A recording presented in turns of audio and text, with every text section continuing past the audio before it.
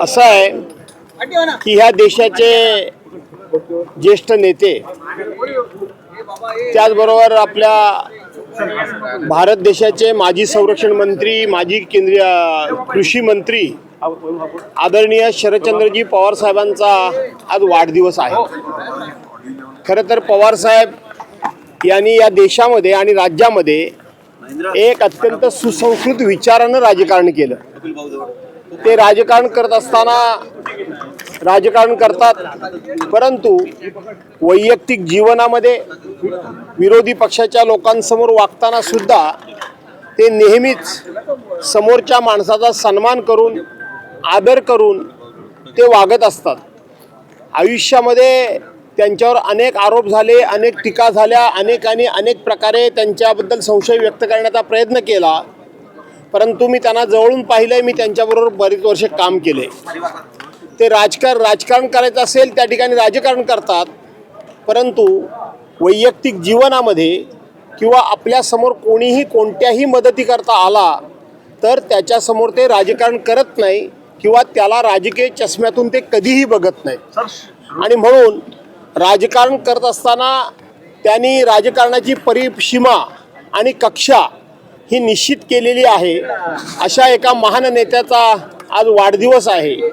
पवार साहेबांचा वाढदिवस म्हणजे एक खरं सांगितलं तर आम्हा सर्वांना एक दिवाळीचा सण वाटावा अशा पद्धतीचाच तो वाढदिवस असतो. कुठल्याही विषयावर कधीही कुठेही कोणीही कोणतीही माहिती विचारावी आणि ती पवार साहेबांच्याकडे नसावी असं कधीच झालेलं नाही. आणि म्हणून अशा ह्या नेत्याला मी दीर्घायुष्य चिंतितो. माझं ग्रामदैवत आई शारदेनं त्यांना शतायुष्य करावं, उत्तम आरोग्य द्यावं असा माझ्या कुटुंबातर्फे आणि उद्धव बाळासाहेब ठाकरे पक्षातर्फे मी त्यांना या ठिकाणी शुभेच्छा देतो. रवींद्र चव्हाण यांची पीसी झाली, त्यांनी त्या पीसीमध्ये त्यांनी सांगितलं की दुसरं या राज्यातले आणि या देशातले एक नेते, माजी लोकसभेचे माजी अध्यक्ष,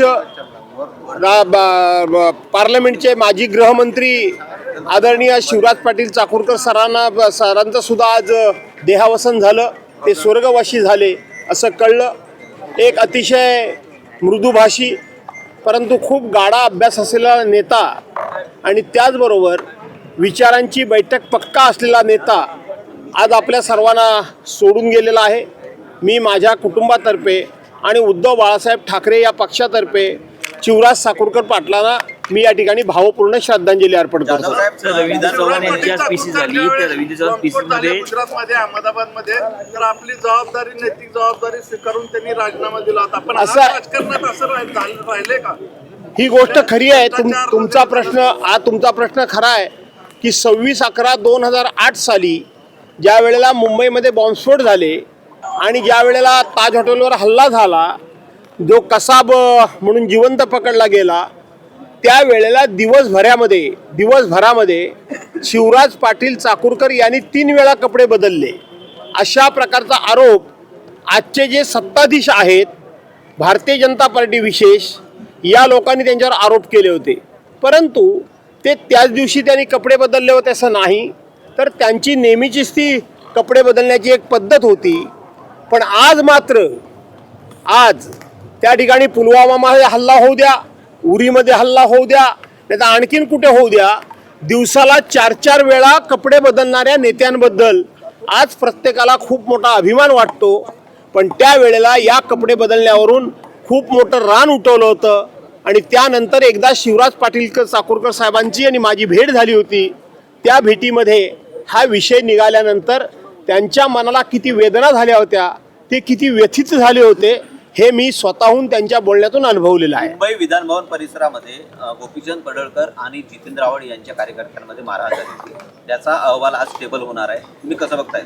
असं आहे की हे कधीतरी घडणारच होतं, पण हे फार कमी घडलं.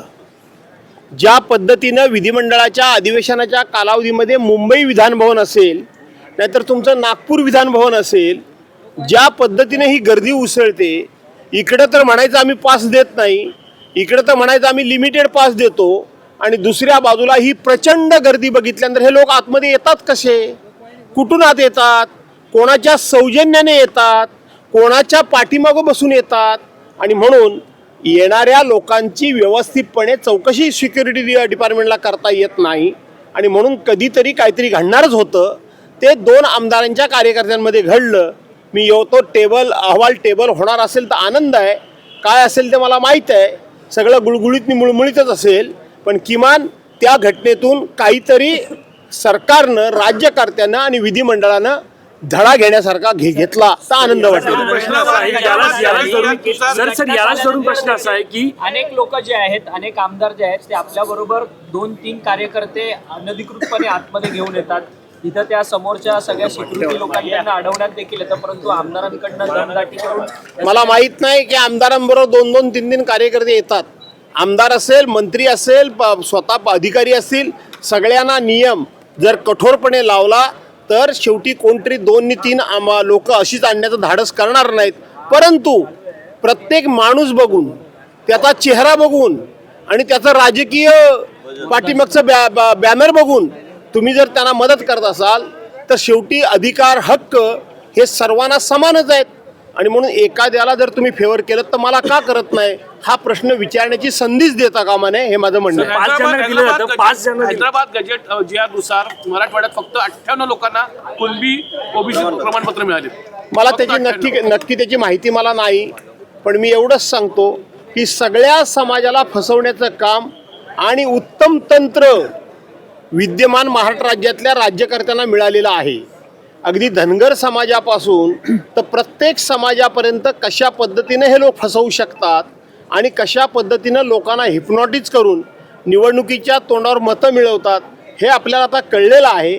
पण जोपर्यंत जनता शहाणी होत नाही, जोपर्यंत जनतेच्या हे लक्षात येत नाही, जोपर्यंत जनतेचे डोळे उघडत नाही, तोपर्यंत हे असे खेळकडोबे करतच राहणार. येणाऱ्या निवडणुकीमध्ये सेना भाजपा ह्याची युती झालेली आहे. प्रत्येक निवडणुकीत सेना भाजपा युतीने लढणार.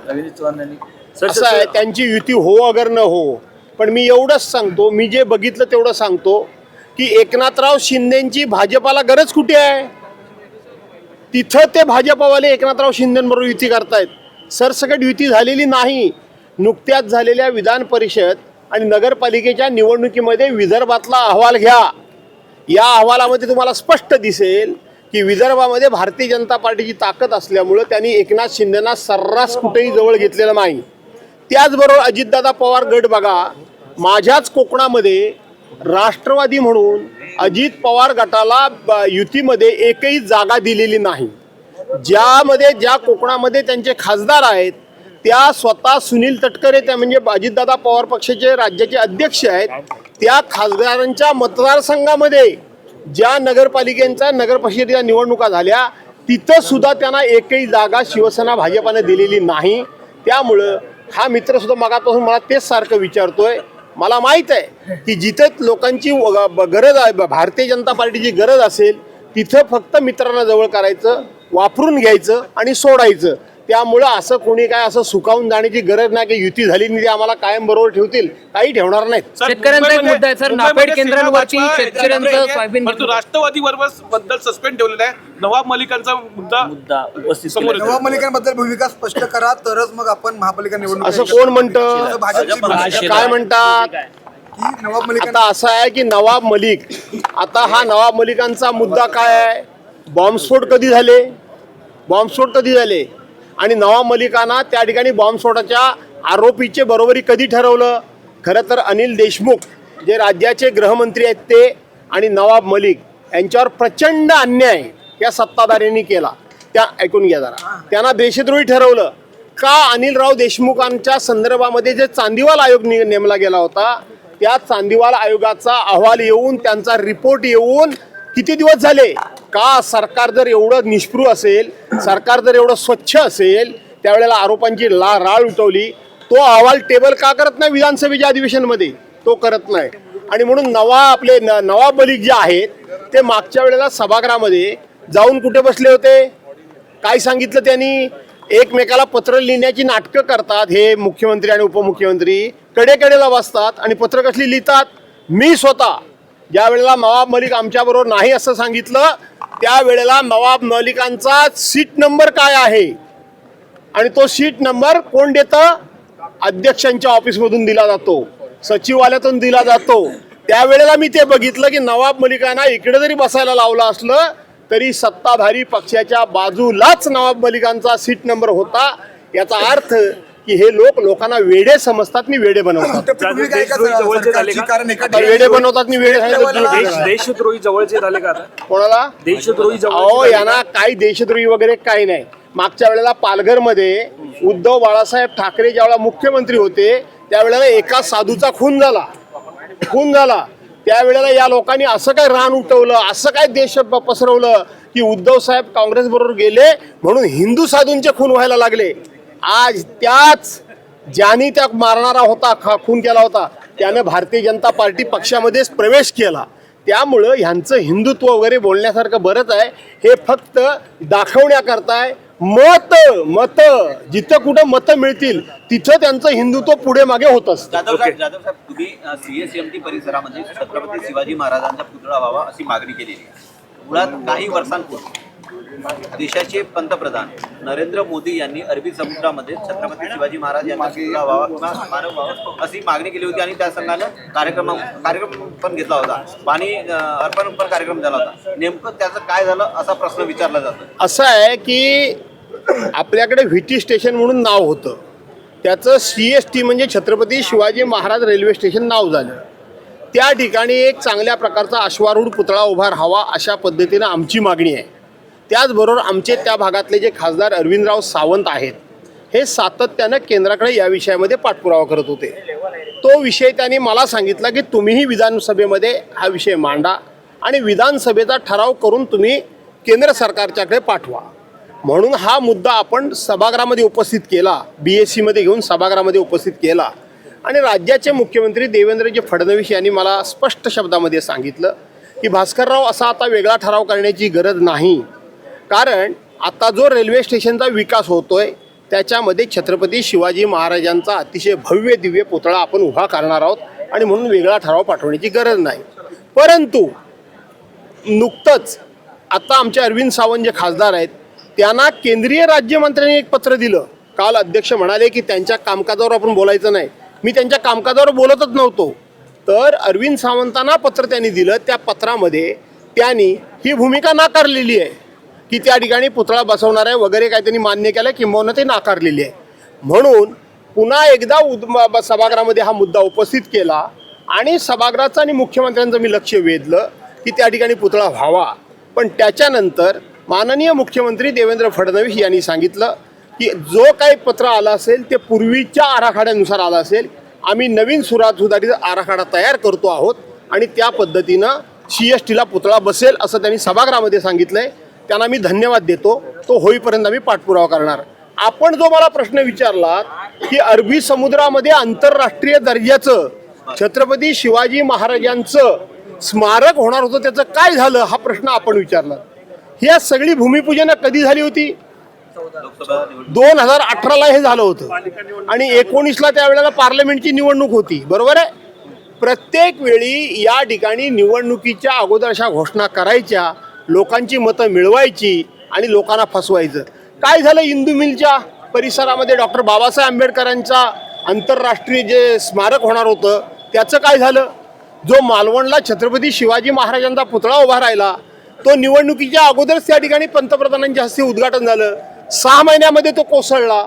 आणि म्हणून ही सगळी आश्वासनं जी आहेत ती निवडणुकीकरता दिली जातात, निवडणुका केल्या जातात, लोकांची मतं घेतली जातात आणि नंतर आश्वासनं ही कुठे जातात याचा विचार करण्याची सरकारला आता गरजच राहिलेली नाही. सरकारला माहीत आहे की आपण लोकांना खोटे आश्वासनं दिली की लोक आपल्याला मतं देतात आणि म्हणून लोक जोपर्यंत जागरूक होत नाही तोपर्यंत हे अशा थापा मारत राहणारच आहे.